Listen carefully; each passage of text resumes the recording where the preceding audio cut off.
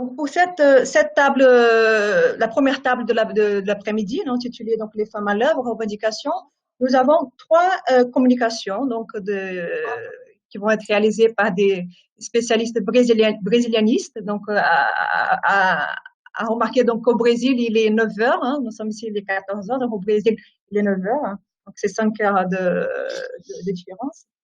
La première, nous allons en fait commencer par Euridice Figueiredo. Donc, nous avons Euridice Figueiredo, Germana Henriques Pereira et Ana Maria Lisboa de Mello.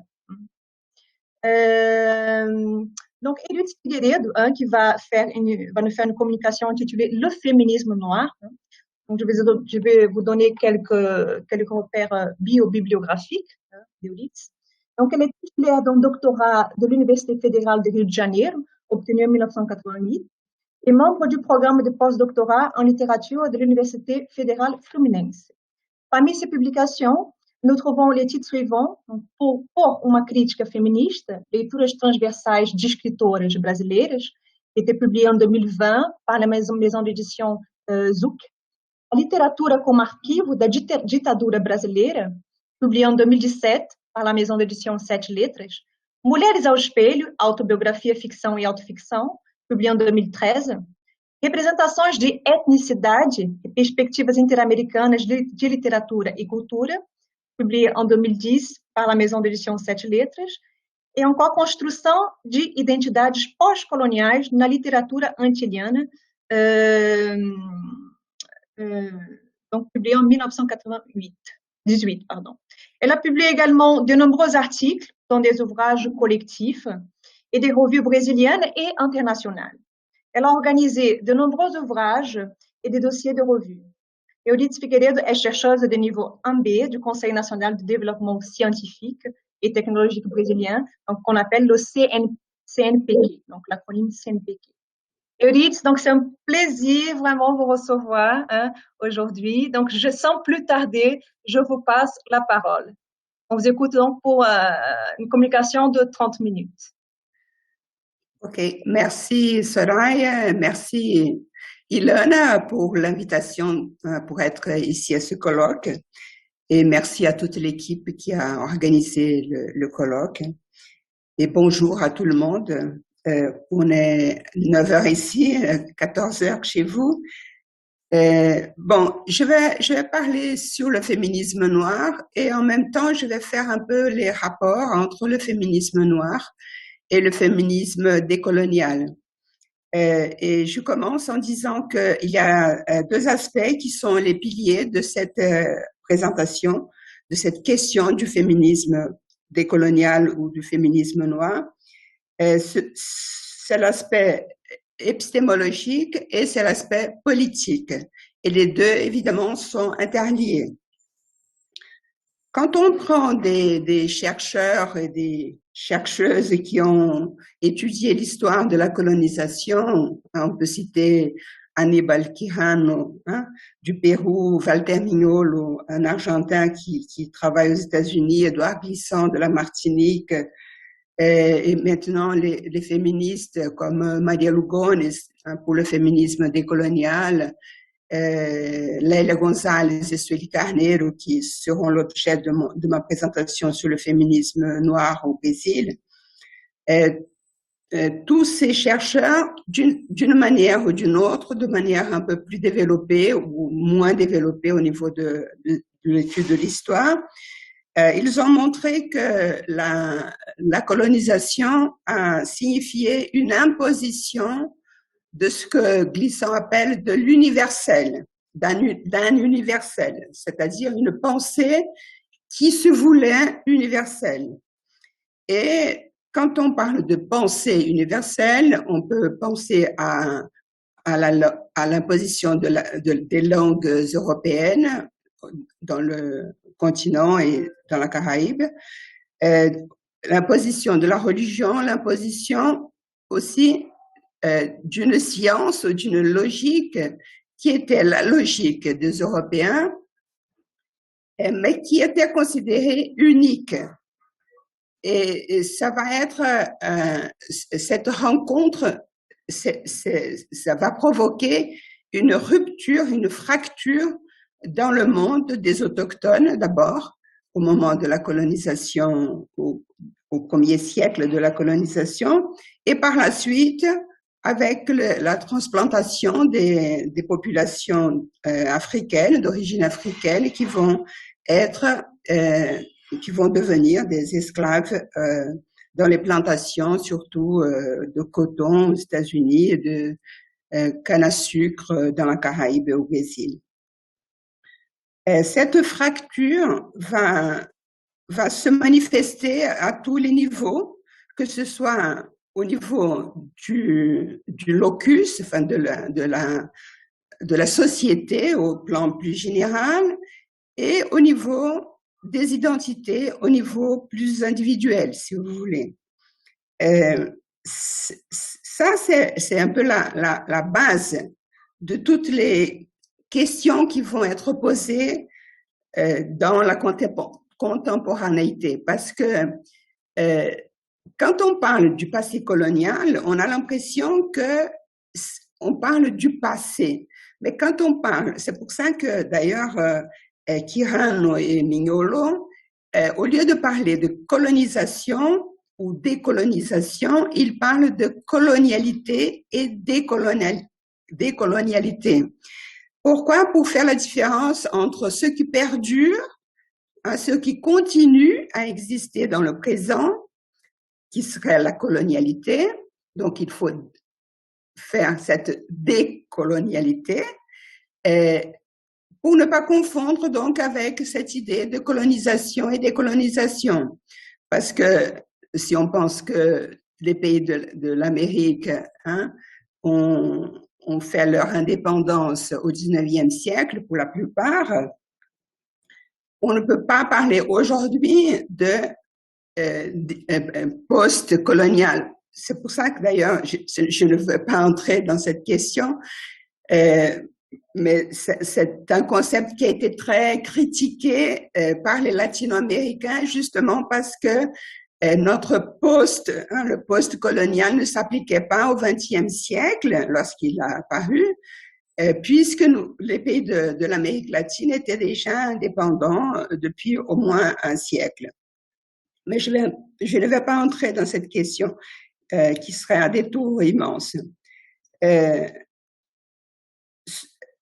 Avec cette imposition de cet universel, comme dit Glissant, il y a eu de l'autre côté, cela est mis en relief surtout par les penseurs de la colonialité, comme Quijano et Mignolo, et Maria Lugones pour le féminisme décolonial, avec l'autre côté de cette imposition, c'est la racialisation des autochtones et la racialisation des Noirs qui vont venir plus tard pour travailler dans les plantations.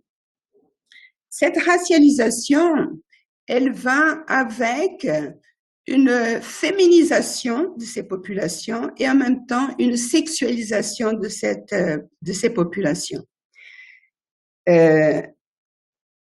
Et dans tout ce cadre, si on pense au rôle des femmes, les femmes, enfin, si les populations autochtones, les Amérindiens et puis par la suite les Noirs, s'ils étaient fracturés dans ce monde qui les transformait, les femmes étaient doublement fracturées, doublement opprimées.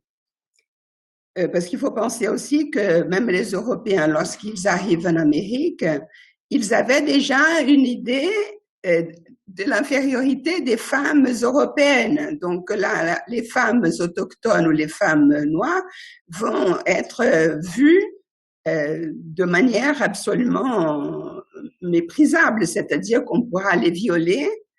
C'est ce qui s'est passé tout au long de la colonisation, mais par la suite aussi. Enfin, jusqu'à maintenant, nous avons un niveau extrêmement élevé de viol, de violence contre les femmes, de ce qu'on appelle maintenant le féminicide. Et quand on analyse les chiffres au Brésil, le féminicide est beaucoup plus élevé dans les populations des femmes noires. Elles sont les victimes, disons, privilégiées des viols et des attaques et des meurtres. Donc, c'est un peu dans ce cadre qu'il faut penser les réactions du féminisme décolonial, du féminisme noir. Parce que comme Maria Lugones affirme, en reprenant Gilles Deleuze, il faut se mettre ensemble parce que l'agencement est toujours collectif. On ne fait pas de révolution toute seule. On ne transforme pas la société toute seule. Il faut s'unir. C'est le collectif qui va pouvoir faire des changements. Donc, toute cette question, comme je disais, nous concerne tous dans le présent. Il ne faut pas penser que ce qui s'est passé il y a 1 siècle, 2 siècles, 3 siècles, que tout ça a été dépassé, surmonté.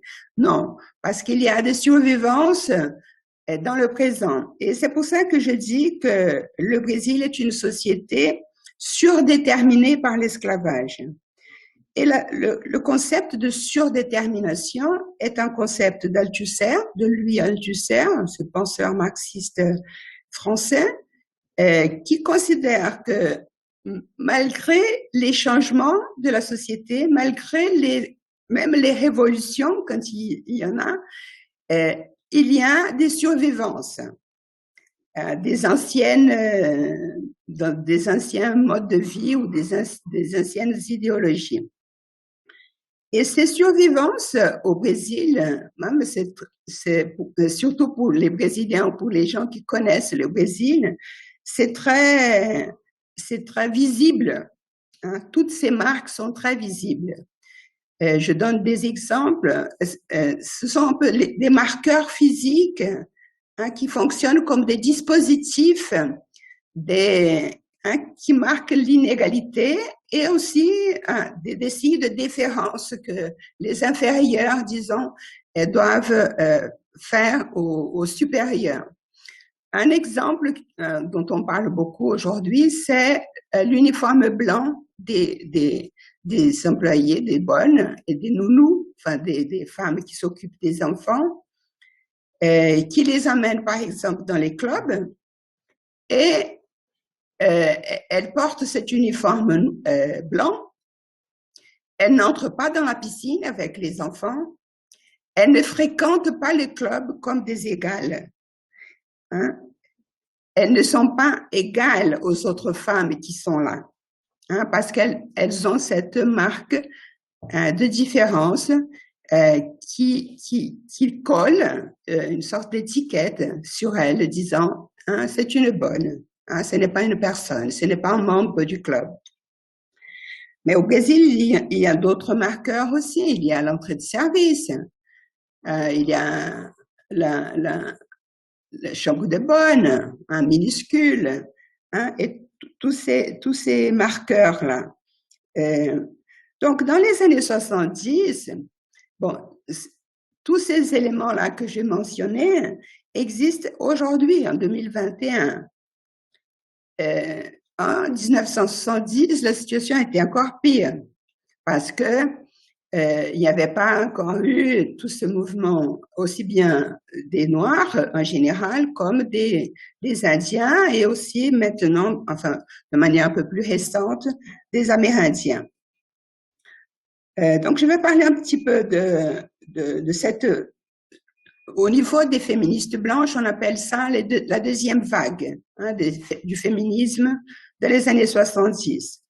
Et comment surgissent ces deux femmes et comment elles se placent dans cette société et dans ce féminisme qui était très actif, qui commençait à être très actif dans les années 70. Dans les années 70, tout le monde sait qu'on vivait en pleine dictature militaire qui est allée de 64 à 85.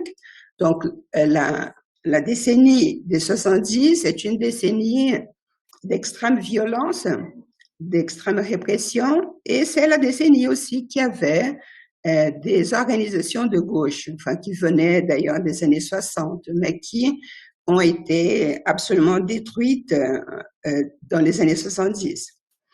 Pour les féministes blanches, c'est-à-dire des femmes de classe moyenne qui commençaient à se familiariser avec les discussions féministes du monde entier, qui étaient un peu, qui existaient un peu partout, en France, aux États-Unis, enfin, dans tous les pays.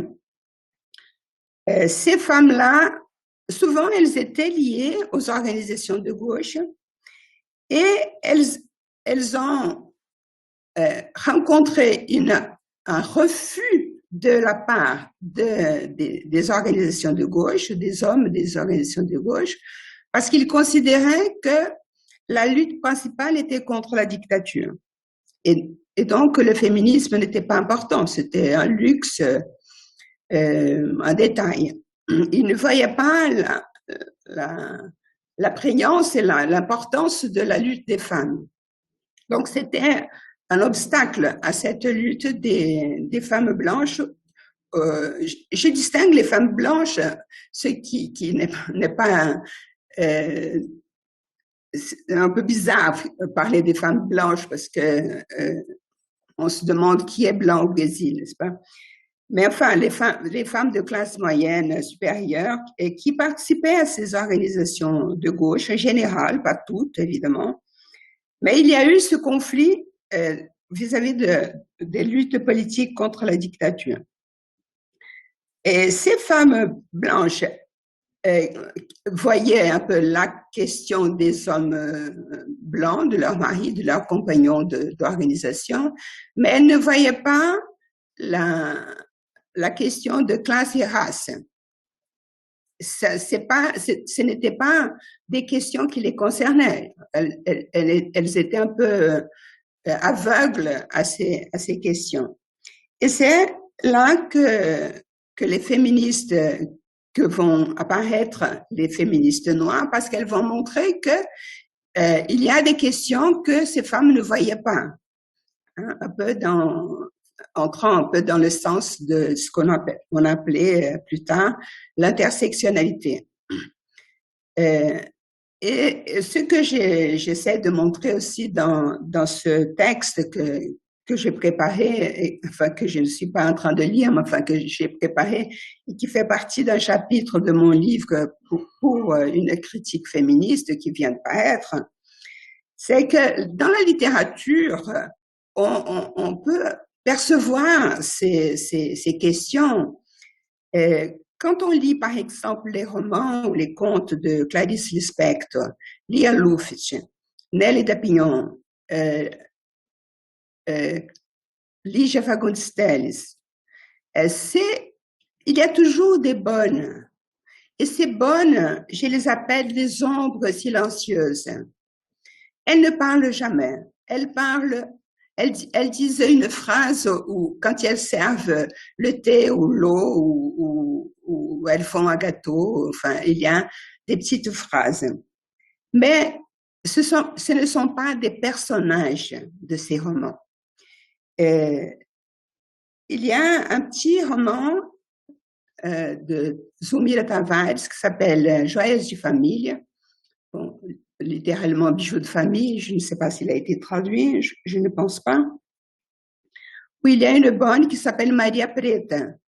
Hein, donc, son nom la désigne déjà comme Marie noire.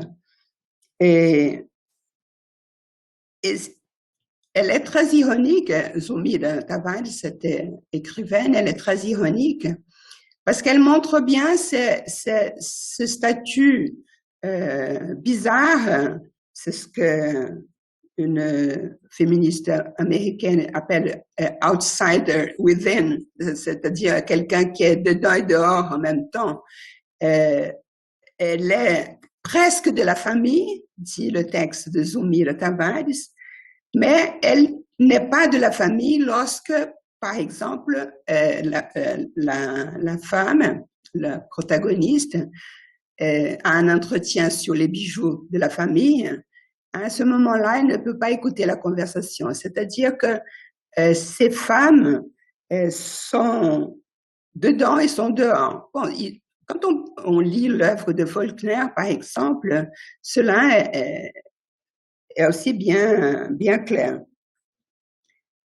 Lélia Gonzalez et Sueli Carneiro, dans les années 70, elles se situent entre deux pôles, entre deux mouvements. Elles vont faire le pont entre deux situations. D'un côté, le mouvement noir unifié, qui a été créé en 78, et de l'autre côté, le mouvement féministe. Au sein du mouvement féministe, elle questionnait ces aspects concernant la race et la classe sociale qui étaient ignorés par les féministes blanches.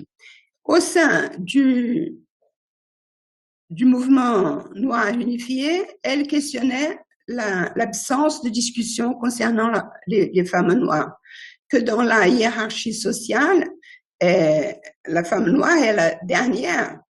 Et Daniela Ferrière, d'ailleurs, de manière très provocatrice, il en parle dans son premier roman qui est Comment faire l'amour avec un nègre sans se fatiguer. Donc, elles doivent se situer par rapport à ces deux mouvements-là.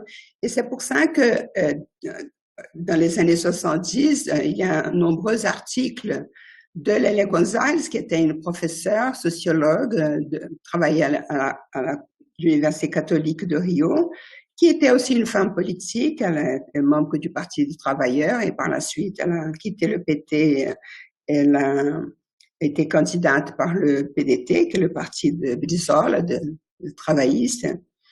Elle a participé au Conseil des femmes dans le gouvernement Sarney. Donc, c'était une femme très active, militante, en même temps, une femme qui avait une carrière à l'université. Donc, dans ces nombreux articles de ces deux femmes qui sont, à mon avis, les figures de proue du féminisme, enfin, des années 70 et 80, c'est le moment de la consolidation du féminisme noir au Brésil. Parce que maintenant, il y a les jeunes, Jamila Ribeiro, d'autres jeunes, mais sans Lélia Gonzalez et sans Sueli Carneiro, les choses auraient été beaucoup plus difficiles pour les nouvelles générations. Alors, c'est pour ça que j'insiste beaucoup sur l'importance de la contribution de ces deux femmes-là dans les années 70. Dans un article de Lélia Gonzalez, par exemple, elle parle d'un concours de beauté. Il y a un club qui a été créé à Rio à l'époque, qui s'appelle Renascença, et ils ont commencé à faire des concours de beauté pour les femmes noires, parce qu'on considérait que les femmes noires n'étaient pas belles. Les femmes blanches, c'est l'idéal de beauté, était la femme blanche. Et donc, ils ont commencé à faire ces concours de beauté dans les années 80. Et il y a un article de Lélia Gonzalez où elle utilise l'expression de décolonisation culturelle dans cette discussion de changement d'idéal de beauté. Et donc, je pense que quand elle parle de décolonisation culturelle, elle se rapproche de cette idée de décolonialité, de cette idée actuelle de décolonialité. Donc, elle voyait déjà les idées, elles étaient là, c'est-à-dire que même si les mots n'étaient pas exactement pareils aux mots utilisés aujourd'hui, mais les idées étaient là. De même que l'idée d'intersectionnalité, l'idée, elle était déjà là, même si le mot a été créé, le concept a été créé par une féministe des États-Unis. Un autre article qui me paraît très intéressant, c'est un article où elle parle de la prise de la parole. Elle dit qu'il ne suffit pas de changer le comportement, il faut prendre la parole. Et prendre la parole signale déjà ce besoin de se mettre, devenir acteur, se mettre sur la scène publique, devenir acteur de la société. Et là, on peut penser au livre de Gayatri Spivak. Spivak, les subalternes peuvent-elles parler? C'est-à-dire que déjà, Leila Gonzalez présentait toutes ces questions qui sont posées aujourd'hui, enfin les dernières années.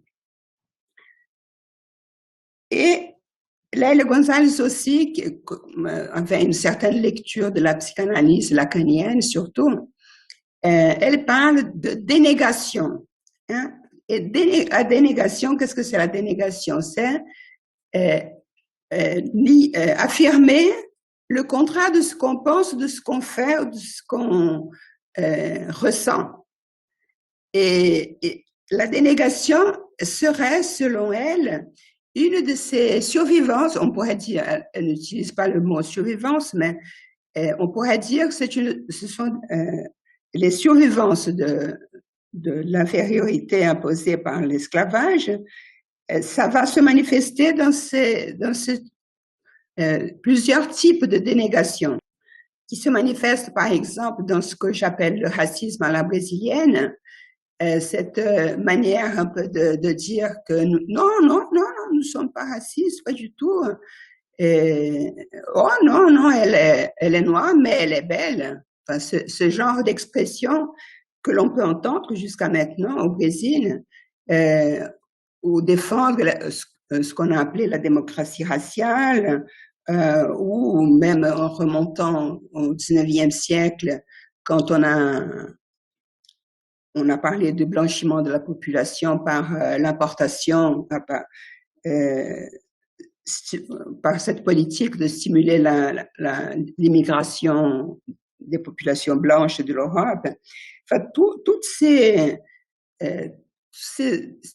aspects-là montrent les survivances et les expressions du racisme à la brésilienne, racisme structurel, on dit aujourd'hui, qui fait partie intégrante de la société brésilienne, mais qui est dénié, comme si on faisait semblant d'être tous égaux, n'est-ce pas?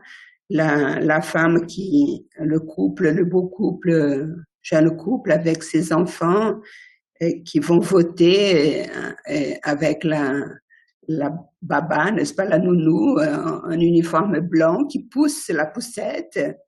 Moi, j'ai déjà vu maintes fois au supermarché une femme qui est au supermarché avec sa bonne, et la bonne pousse le machin du supermarché comme si elle ne pouvait pas le faire. Mais tous ces genres de survivance sont présents au Brésil.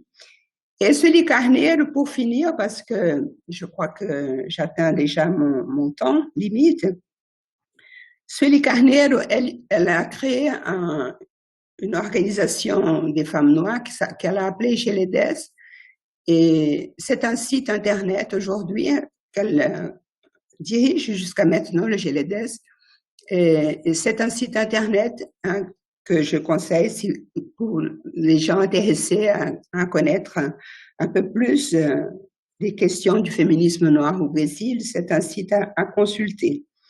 Excusez-moi, vous avez 5 minutes. Excusez-moi, vous avez 5 minutes encore. Hein? Ouais.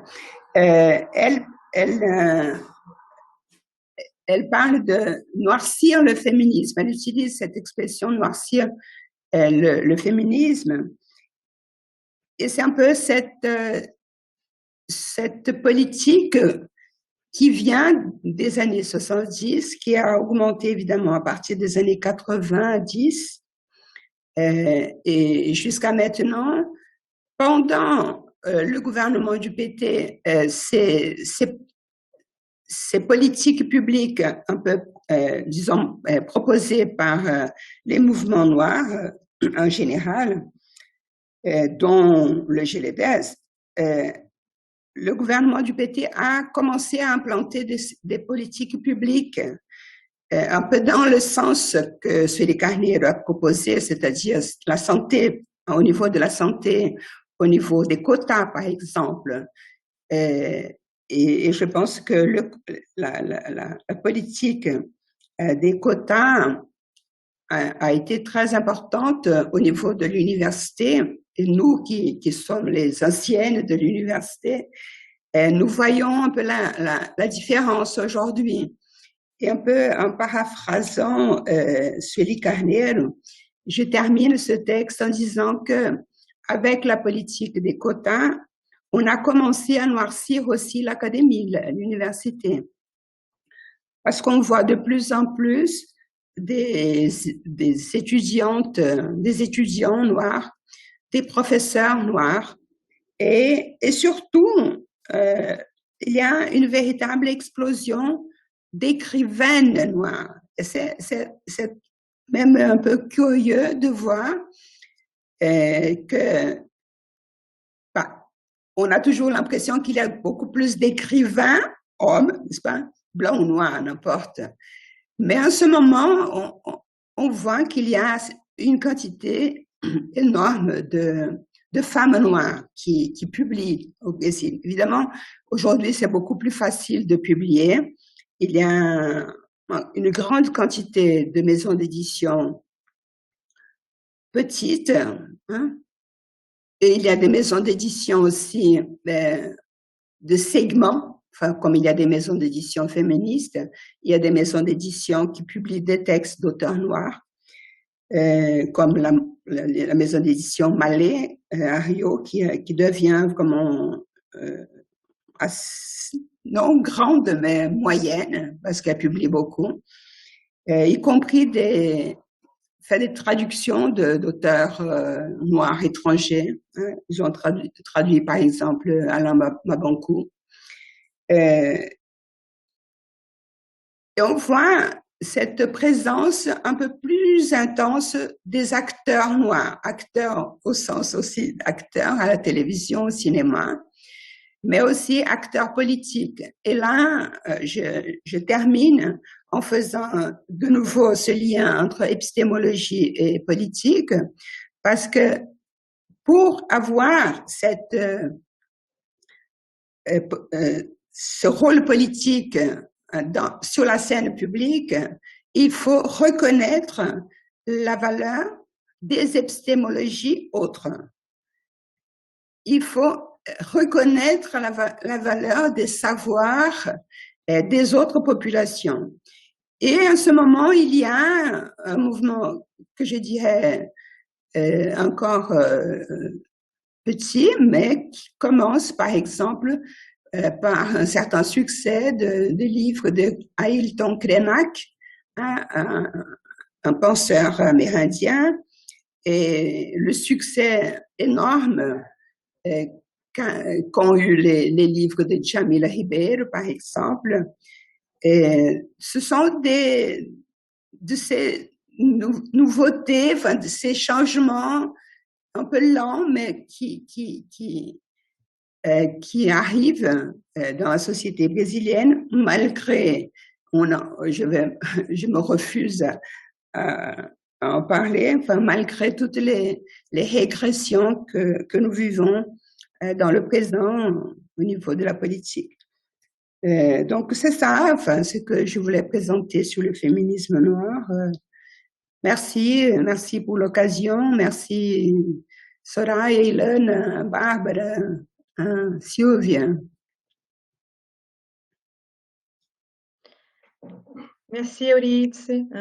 Merci beaucoup pour cette belle communication, cet exposé là sur justement la construction l'évolution en fait des mentalités. Hein. Vous exposez surtout pour ceux qui peut-être qui ne connaissent pas cette trajectoire des mouvements féministe et noire au Brésil. Donc, on voit bien la jonction entre les deux, hein, qui est apparue en fait au long des années 1970. Donc, ici, vous avez bien souligné les figures exponentielles en fait de ce mouvement. Lélia Gonzalez et Sueli Carneiro. Hein. Et je voulais juste marquer aussi que c'est le début, là, c'est là où on voit la création de Cadernos Negros, de Cahiers Noirs, hein, également pendant cette période-là. Merci beaucoup.